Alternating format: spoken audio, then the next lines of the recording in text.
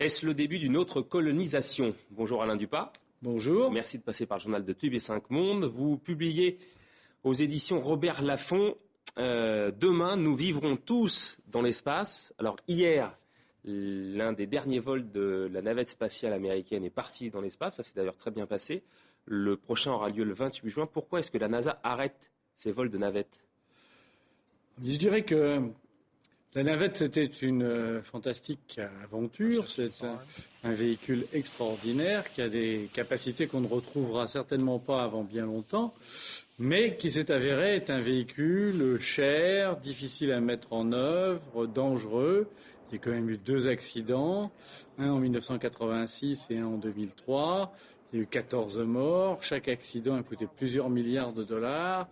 Et je dirais qu'aujourd'hui, chaque fois qu'une navette part, eh bien, la NASA est vraiment tendue en se demandant si ça va marcher. Mais est-ce que c'est le signe de désengagement de l'État américain ? Non, pas du tout. C'est vraiment un signe d'une erreur stratégique. Après Apollo, la décision de construire la navette avec comme objectif de réduire le coût du transport spatial, de faciliter l'accès à l'espace, eh bien, c'était un beau rêve, mais ce rêve n'a pas été réalisé. Il n'y a pas eu de véhicule spatial plus cher et plus dangereux que la navette. Alors, demain, ce seront des structures privées, dites-vous, qui vont s'occuper des vols spatiaux. On a quand même l'impression, pour le coup, que les États se désengagent de tout ça. Non, mais je dirais qu'il y a quand même eu 50 ans formidables. Là, on vient de célébrer les 50 ans du vol de Gagarine.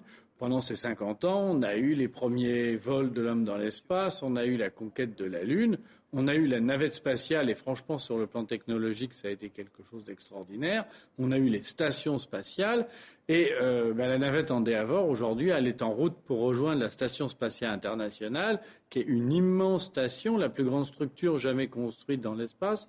En même temps, c'est le plus grand programme de coopération internationale dans le domaine scientifique et technique, mais c'est un laboratoire autour de la Terre pour faire des recherches dans l'environnement de l'espace. Mais alors demain, quelles sont ces sociétés privées qui vont aller vers les étoiles et qui vont nous emmener, dites-vous ?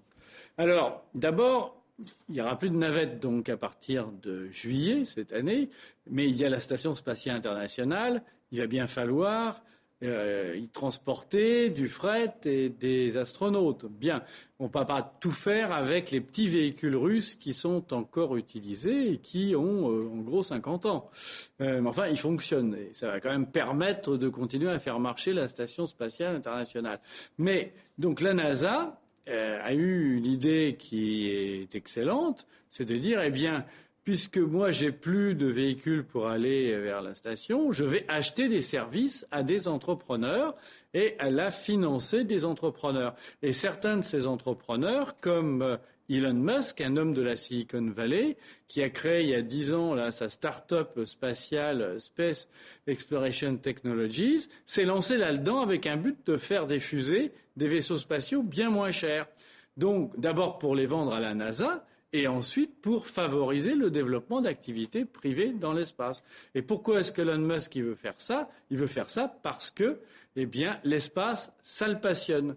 Il a fait, historiquement, il avait fait des systèmes de paiement sécurisés, PayPal, il a fait fortune avec ça, puis après il s'est dit qu'est-ce que je vais faire d'utile pour le monde ? Comment je vais transformer le monde ? Donc il considère que l'avenir de l'humanité est en partie dans l'espace, et il a décidé de faire des fusées, des vaisseaux spatiaux qui permettront au plus grand nombre un jour d'aller dans le cosmos. Et s'il fait ça, c'est parce que lui-même a envie d'y aller. Et il n'a pas envie de rester près de la Terre. Il n'a pas envie de se contenter de la Station spatiale internationale. Il veut aller sur la Lune, il veut aller sur Mars. Et je pense que comme il a tout juste 40 ans, il a bien des chances d'y arriver. Alors utile certes, mais lucratif quand même, parce que quand on regarde les billets, et on pense notamment à Branson, le milliardaire britannique, Sir Branson, on a à peu près un coût de 150 000 € le billet. C'est pas demain quand même que la démocratisation des vols va se faire, non ? Alors là, vous parlez pas de vols orbitaux, c'est-à-dire de vols en orbite autour de la Terre, mais de vols comme habités, l'orbite où se trouve la Station spatiale internationale.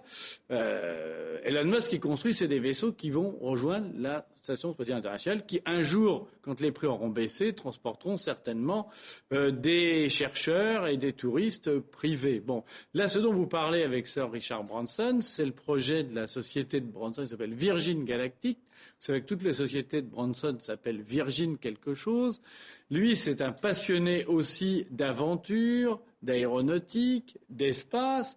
Et donc, eh bien, il est en train il va proposer, avec les premiers vols dans 2 ans, eh bien, de faire des petits sauts à 100 km d'altitude. Pourquoi 100 km d'altitude ? Parce que quand vous atteignez 100 km d'altitude, eh bien, vous êtes astronaute et quand vous allez revenir, on va vous tamponner là sur un beau document.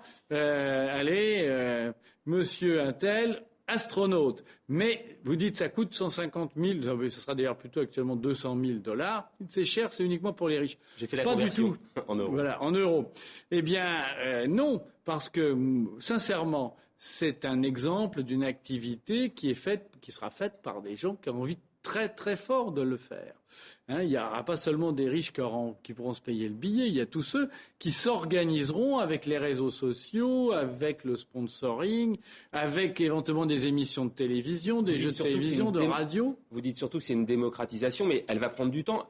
À l'orée de quand et de quelle année ou de quelle décennie ou de quel siècle vous voyez une colonisation de l'espace, c'est-à-dire avec des implantations de colonies, comme vous dites pour les États-Unis, qui ont été colonisés sur plusieurs siècles?